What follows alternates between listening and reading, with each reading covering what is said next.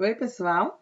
Vamos lá, mais uma aula de biologia e dando continuidade à genética, né? Então, agora a herança ligada ao sexo. Então, primeiro vamos definir o que é o sexo biológico, né? Ele é determinado, então, pelos cromossomos, certo? E aí, nós, né, na espécie humana, a gente tem 46 cromossomos, lembra, né? Dentro da célula, dentro do núcleo. E aí, esses 46 cromossomos, eles estão divididos em dois grupos. Então, são divididos em cromossomos autossomos e cromossomos sexuais. Os cromossomos autossomos, eles são comuns a homens e mulheres, certo? Então, eles vão aparecer aí independente do sexo biológico. Agora, tem um par, né? O último parzinho aí, que a gente chama de cromossomo sexual, par de cromossomos sexuais, que eles determinam o sexo. Então, se for uma mulher, né, é representado pelo cromossomo X duas vezes. Então, a gente sempre representa aí, né, mulher, 46 cromossomos, onde o último par é XX. O homem, 46 cromossomos, tá? Isso se for uma pessoa considerada normal, né, com relação ao número cromossômico, mas o homem tem 46 e carrega também um cromossomo X, porém o outro é um cromossomo Y. E aí, na imagem de microscopia, né, você tem mostrando, né, quão diferente eles são, tá? A quantidade de genes que existem aí no cromossomo Y é muito menor, certo? Aí, esse é o sexo biológico, né? Agora, como que ele é determinado, né? Como que determina que vai ser homem, que vai ser mulher? Então, o sexo ele é determinado no momento da fecundação, certo? Se o óvulo for fecundado por um espermatozoide X, o embrião formado vai originar uma fêmea, uma mulher. E se for fecundado por um espermatozoide Y, vai nascer um menino. Mas como assim, né? Espermatozoide X e espermatozoide Y? Acontece que, como o homem carrega dentro da sua célula, né? As células somáticas, né? Todas as células aí do corpo, ele carrega lá o X e o Y, naquele par de cromossomos sexuais. As células sexuais, elas são produzidas por meio da meiose. Lembra que a meiose ela vai reduzir o número cromossômico. Então, esse gameta que ele vai fabricar, ele vai carregar apenas um dos pares, né, do cromossomo sexual. Então, esse espermatozoide vai carregar ou X ou Y. Então, a gente fala que a pessoa do sexo masculino aí, ele é heterogamético, porque metade dos espermatozoides vai carregar o cromossomo X e a outra metade vai carregar o cromossomo Y. E é justamente o homem, né, que determina o sexo do bebê. Por quê? Porque a mulher, como par de cromossomos sexuais dela é XX, bom, 100% dos óvulos carregam o cromossomo X. Então, quem vai determinar o sexo do bebê é sempre o pai, certo? E aí depende do espermatozoide que ele está levando, ou X ou Y, certo? E aí, olha só a diferença dos cromossomos sexuais. Coloquei de novo aqui a imagem, né? Mas tem uma representação aqui, né? Onde eles têm formas, tamanhos muito diferentes. E lembra que lá no processo da meiose eles precisam se emparelhar, né? Os cromossomos homólogos se emparelham. E eles têm regiões que são coincidentes, por isso existe o emparelhamento, né, desse par sexual, porém não é um emparelhamento por completo, mesmo porque o tamanho, né, nem dá. Então existe uma região que a gente chama de região homóloga, tá? Onde ocorre o emparelhamento do cromossomo X e do cromossomo Y, mas existe uma região não homóloga, certo? E essa região não homóloga existe tanto no cromossomo X, que é maior, quanto no cromossomo Y, certo? Eles não conseguem se emparelhar, ok? Então, e aí essas regiões que eles apresentam, elas determinam, né, elas vão influenciar aí nas questões genéticas, nas questões hereditárias, certo? Porque tem características que são restritas ao sexo masculino, do mesmo jeito que tem características que são restritas ao sexo feminino, por conta desses genes existentes nessas regiões, tá? Então, nós vamos ver algumas dessas características, né? E aí, vamos começar pela herança ligada ao sexo, tá? Onde a gente já sabe, né? Os cromossomos XY, eles têm pequenas regiões que são homólogas, né? Nas extremidades que vão lá na meiose, eles conseguem se emparelhar. Só que essa região, ela corresponde a apenas, olha, 5% do cromossomo Y, tá? E a maior parte não emparelha com o X, nem consegue fazer lá o processo de permutação. Lembra lá, crossing over? Então, na parte não homóloga do X, nós temos vários genes que controlam diversas funções do organismo. Entre elas, a gente tem aí produção de pigmentos nas células da retina, que possibilitam ver, né, ter aí a visão em cores, a produção de proteína de coagulação do sangue, tá? Então, mutações nesses genes podem causar distúrbios. E aí nós temos daltonismo, que é a dificuldade de perceber, né, cores, hemofilia, que são os dois que a gente vai abordar agora, tá bom? Então, ó, as mulheres, né, por terem um cariótipo de 2 cromossomos X, né, lembra a mulher XX, possuem genes ligados ao sexo em dose dupla, né, formando pares alelos. Então, para que determinadas características se manifestem nas mulheres, é mais difícil, tá? Por quê? Porque precisa aparecer em dose dupla, desde que essa característica seja recessiva, né? No homem, o homem só tem um cromossomo X. Se aquele gene recessivo está naquele cromossomo X, pronto, já apareceu, porque o cromossomo Y não vai ter aquela região, que é uma região não homóloga, certo?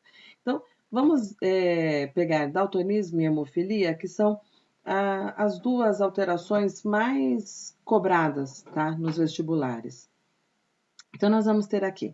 O daltonismo é aquela anomalia, né, em que o indivíduo não consegue visualizar certas cores, né? E aí, o que a gente mais conhece é que a pessoa não consegue distinguir, né, o verde do vermelho, certo? Só que assim, existem vários tipos, tá, de defeitos de visão relacionados à percepção de cores. Essa é o daltonismo mais comum, tá bom? De não enxergar o verde e o vermelho. Agora, para enxergar colorido, né, depende de 3 proteínas, tá bom? Que são capazes de absorver a luz, né, esses pigmentos. E essas proteínas, elas são codificadas por genes que estão ativos nos cones da retina, tá? Sendo que cada uma é produzida em um cone. Então, a gente tem 3 tipos de cone.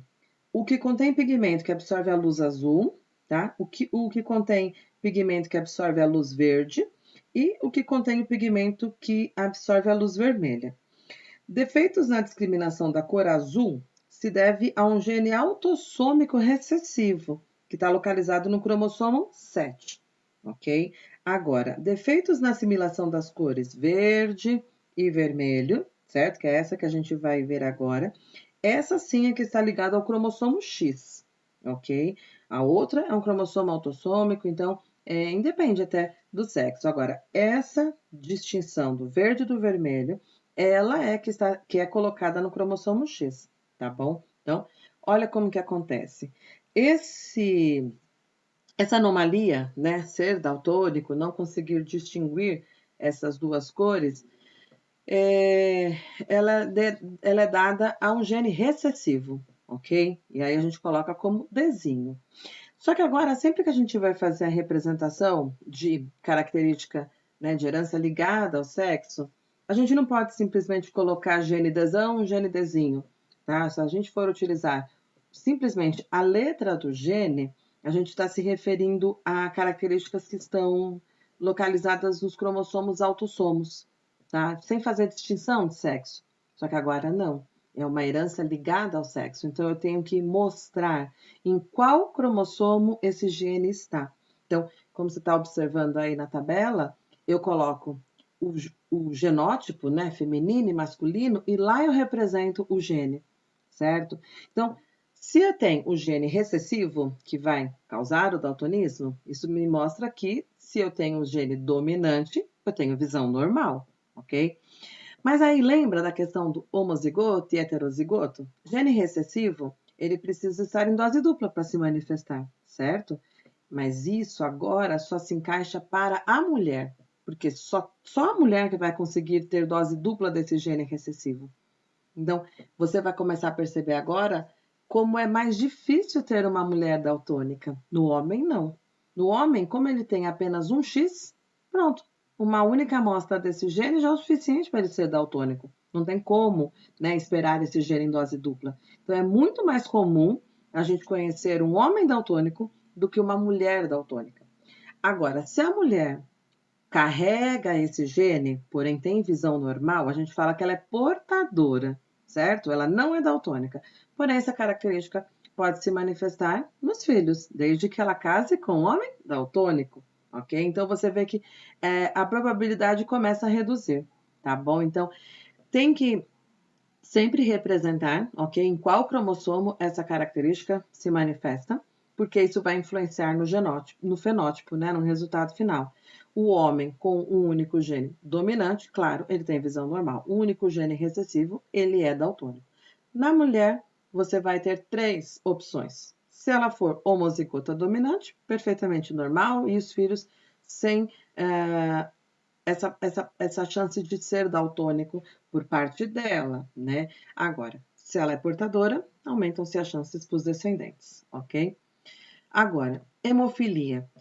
Hemofilia é uma doença genética, né, em que a capacidade de coagular o sangue é bem reduzida, certo? Por conta aí da falta de fatores plasmáticos de coagulação.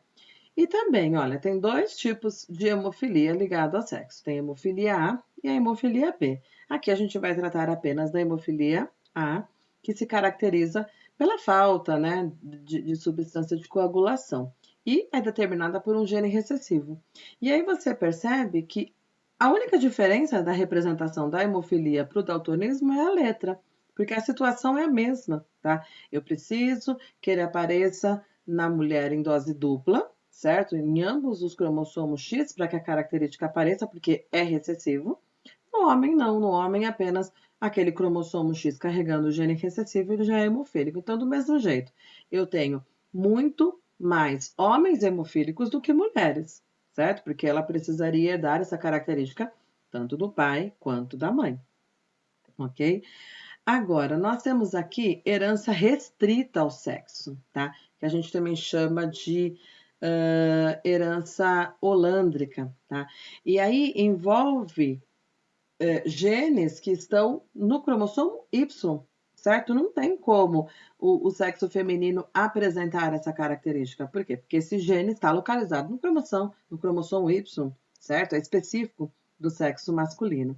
E aí a gente tem, por exemplo, tá? Porque tem mais características, coloquei aqui apenas um exemplo, que são o gene SRY, certo? Que é responsável por produzir aí uma substância que vai fazer a diferenciação dos testículos e, consequentemente, claro, vai definir aquele indivíduo como ser do sexo masculino, ok? Então, no caso desse exercício, quando for resolver, tem que identificar que essa característica está localizada no cromossomo Y, tá? Diferente do que a gente fez anteriormente, que colocou no cromossomo X, mas é característica também chamada de herança holândrica, ok? Então, é isso. Até a próxima aula.